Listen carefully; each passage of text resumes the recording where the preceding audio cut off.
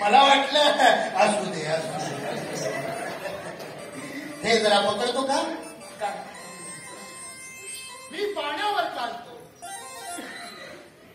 हे बघा एवढा चाललो बस झालं. पाण्यावरती चालला, पाणी कुठून आलं? चाललोय जा वसाड्या शिष्या. कोणी भक्त आला असेल तर पाठव. आपली धंद्याची वेळ झाली. आपण भुंगी बाबा आहोत. बाबाला वास येतो. वास वास येतोय मला. वास येतो बाबा. वासाला घेऊन येतो. अरे भक्ताचा वास येतोय. भक्त घेऊन ये. भक्त घेऊन येतो. भक्त घेणार पैसे घेणार. बाबा बाबा एक भक्त आलाय. पाठव पाठव लवकर पाठव. त्याची समस्या आहे की त्याच्या घरात पाळणा म्हणत नाहीये. त्याची ही समस्या आहे. तर त्या पाळण्याला ऑइलिंग करायला सांग. कशाला आणलं त्याला इथे? तो पाळण्या सगळं घेऊन येतो. घेऊन ये. जरा कार्यक्रम ओला होतोय. या मला प्रॉब्लेम सॉल्व्ह करा बाबा. ते सगळं राहू दे. तू कोकणात नाहीस का? होय बोला बाबा. माझा प्रॉब्लेम कसा सॉल्व्ह होईल ते जरा सांगा.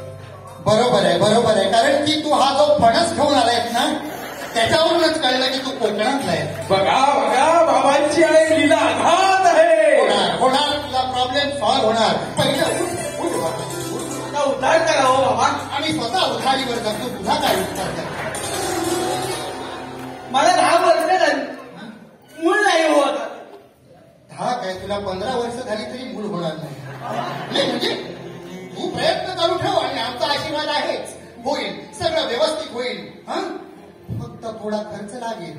बाबा त्याची तुम्ही काही काळजी करू नका. मला त्याचीच काळजी आहे. बाबा तुम्हाला पाहिजे तेवढा पैसा दे. बस वत्सा 15 किलोचा बोकड लागेल. 28 किलो तांदूळ.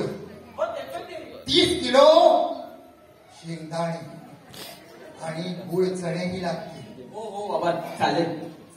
तयारीला लाग. होईल सगळं कल्याण. जय आली काली कलकत्तेवाली तेरा वचन न जाय खाली डोंगोली कांदोली बोलवली. नेक्स्ट बोलव. नेक्स्ट शेवटचं लवकर समाधीला जायचंय. बाबांची समाधी महत्वाची आहे.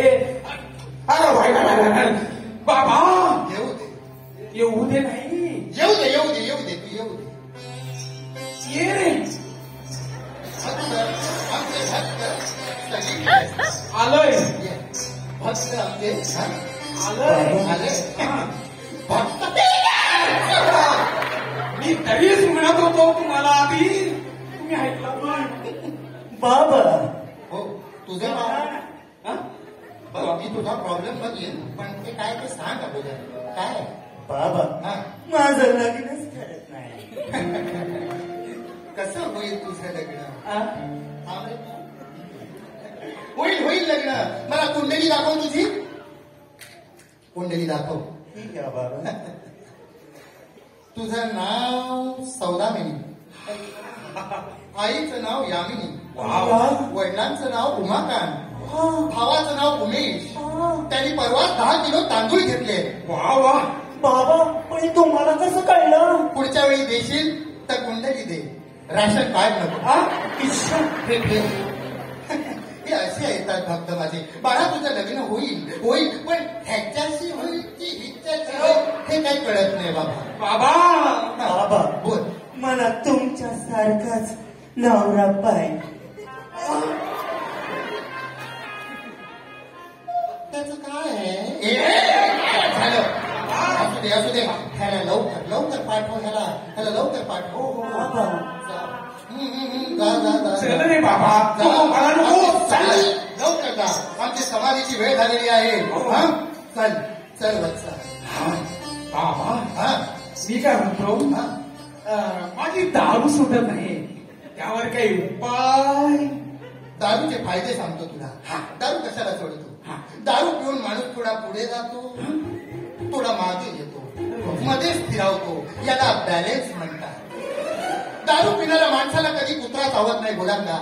का? तो थोडा असा चालतो. कुत्र्याला वाटतं हा आपल्याला चावायला आला की काय, म्हणून दारू पिणाऱ्या माणसाला कधी कुत्रा चावत नाही. दारू पिणारा माणूस कधी म्हातारा होत नाही बोला का? तो तरुणपणातच गचकतो.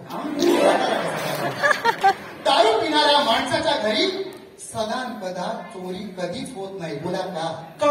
कारण दारूच्या आहारी त्यांनी घरातलं सगळं काही विकलेलं असतं. तर तो चोरी काय करणार? खाली बाटल्या. बरोबर. आणि हो महत्वाचं, दारू पिणाऱ्या माणसाच्या घराच्या बाहेर पोलिसांच्या गाड्या असतात बोला का? ते आपल्याला आदराने घेतात, 4-5 दिवस ठेवतात. त्यांचा आग्रह असतो म्हणून आपण तिथे राहतो. याला ओळख म्हणतात. हे दारू पिण्याचे फायदे आहेत. उगाच कशाला दारू? स्वतःच्या पैशाची आयडी दुसऱ्यानं काढली तर काय बी. बरोबर. हा? चला तर मग आपण दुसऱ्या मुक्कामाला जाऊया. कुठेतरी चांगला कार्यक्रम आहे, तिथे लावणी होणार आहे, ती बघायला जाऊया. कारण आपल्या इथे काम भारी झालेलं आहे. आपण आता कारभारी बघूया. चला तर मग. कारभारी दमान